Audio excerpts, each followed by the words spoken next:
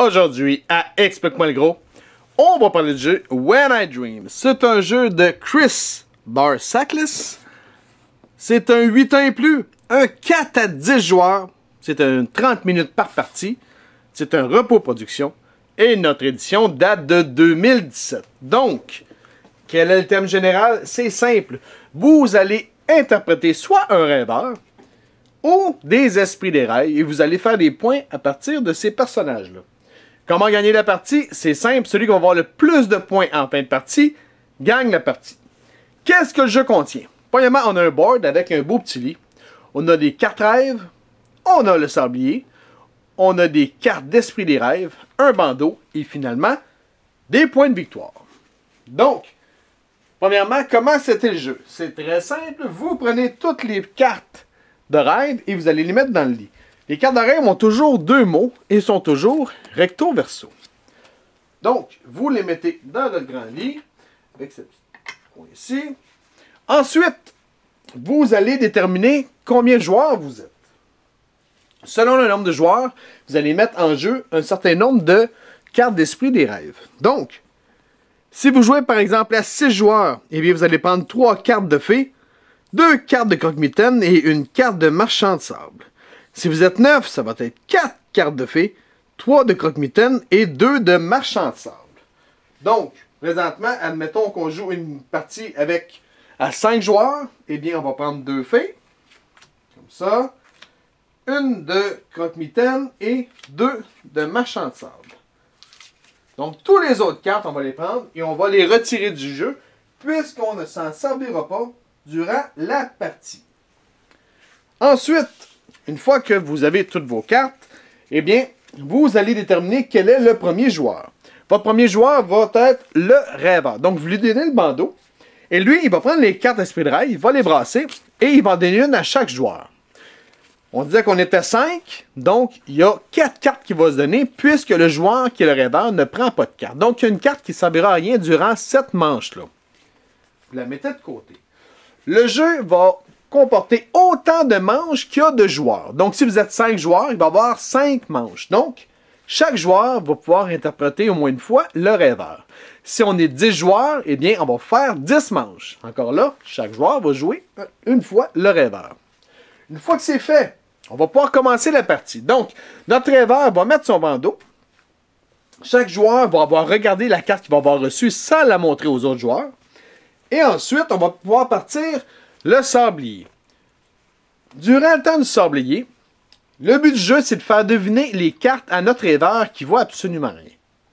Donc, une fois que notre rêveur a son bandeau, on part le sablier et vous avez le droit de dire seulement qu'un mot. Donc, le joueur à la gauche du rêveur, il voit que c'est botte. Donc, il peut nommer un mot pour essayer de faire deviner à notre joueur c'est quoi. Et chaque joueur, à tour de rôle, va nommer un mot. Tant et aussi longtemps que notre rêveur ne dira pas ce qu'il pense, donc il ne dira pas le mot qu'il croit avoir trouvé, eh bien, on va continuer à faire des tours de table comme ça à l'infini, tant que le sablier n'est pas fini. C'est bien? Donc, notre joueur à la gauche, il voit botte, donc il dit soulier. L'autre ensuite va dire hiver.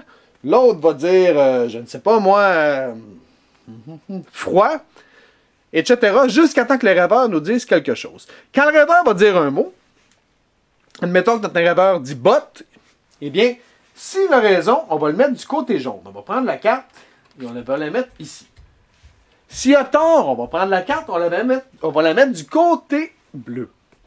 Mais peu importe qu'il ait raison ou tort, il ne doit jamais savoir s'il avait raison ou tort. Donc, botte, il avait raison, on la tasse, on la met du côté jaune et on continue comme ça tant qu'il y a du temps. Donc là, on a fourmi. Fait que là, on essaie de trouver fourmi. Donc, on dit insecte. Il y en a un autre qui va dire travaillant, un autre va dire cigale, etc. Tant il y a aussi longtemps qu'il ne nomme pas un mot, on continue comme ça. Notre joueur dit finalement araignée, il a tort, eh bien on la met du côté bleu. Mais il ne faut pas qu'il le sache. Et on continue comme ça tant qu'il y a du temps sur le sablier. Donc admettons qu'il a réussi à avoir chip, il y a eu orchestre, puis il y a eu réveil. On va y aller comme ça. Okay?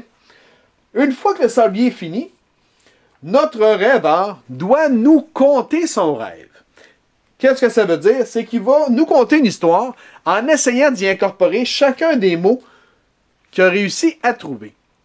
comme on le disait, il ne sait pas, lui, s'il a eu raison sur les mots. Mais c'est pas grave, on s'en fout, on l'écoute.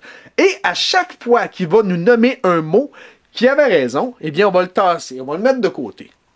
Donc, dans son rêve, admettons que notre joueur nous dit qu'il s'est réveillé un matin. Donc, à son réveil, il a mangé un sac de chips, mais il avait oublié d'enlever ses bottes, etc., etc. Donc, une fois qu'on a fini de l'écouter, c'est à ce moment-là qu'on va pouvoir attribuer des points à chaque joueur.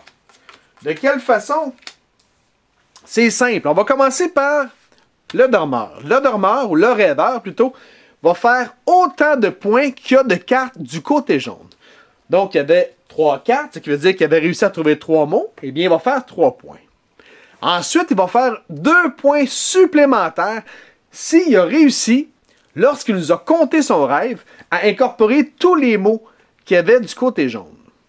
Ceux du côté bleu, on s'en fout. C'est vraiment juste ceux du côté jaune. Donc, s'il a réussi à nommer réveil, chip et botte dans son rêve qu'il nous a compté, eh bien, vous faites 2 points supplémentaires, donc il ferait 5 points. C'est bien? Ensuite, on va faire les points pour chaque joueur qui avait une carte esprit des rêves. Tous les joueurs qui avaient une carte de fée vont faire 1 point par carte du côté jaune. Donc, les fées, lorsque vous recevez votre carte, vous avez intérêt à ce que le rêveur ait des bonnes réponses. Parce que vous allez faire 1 point à chaque bonne réponse. Ensuite, on a le croque-mitaine. Le croque-mitaine, lui, va faire 1 point pour chaque mauvaise réponse que le rêveur va avoir donnée. Donc, lui, il a intérêt à ce que le rêveur se plante. Donc, ici, il aurait fait 2 points. Et ensuite, le marchand de sable, lui, il est un petit peu bipolaire. Lui, ce qu'il veut, là, c'est que les 2 piles soient le plus égales possible. Si les 2 piles sont identiques, admettons qu'il y aurait 3 cartes ici et 3 cartes là, eh bien, notre marchand de sable aurait fait autant de cartes qu'il y a de cartes du côté jaune. Donc, il aurait fait 3 points. Et il va faire 2 points supplémentaires si les deux sont vraiment identiques. Donc, 3-3, il fait 3, 4, 5 points. C'est bien? Admettons qu'on est à 3-2 comme en ce moment. Eh bien, notre marchand de sable va faire autant de points que la plus haute des 2 piles. Donc, présentement, la plus haute, c'est du côté jaune. Donc, notre marchand de sable ferait 3 points. Admettons qu'on serait à 3-1. Eh bien, notre marchand de sable ferait autant de points que la pile la plus basse des deux. Donc, il ferait seulement qu'1 point. C'est bien? Une fois que c'est fait, on enlève tous les cartes rêves. On scrape ça. On remet toutes les cartes que nous avions d'Esprit des rêves.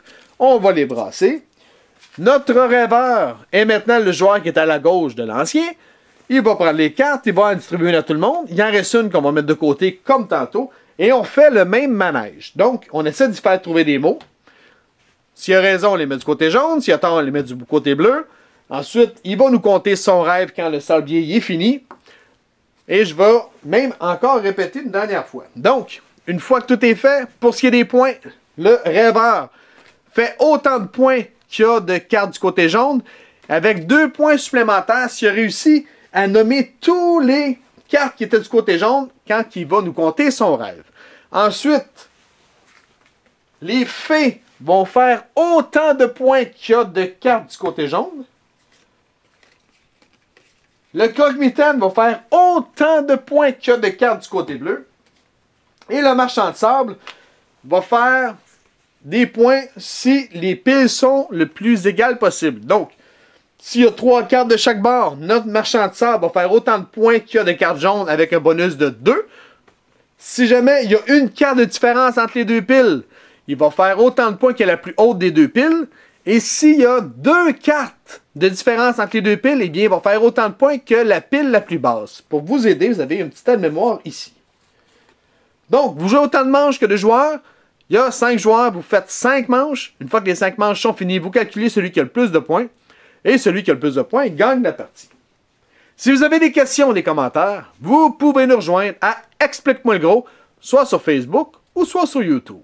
Sur ce, bonne game!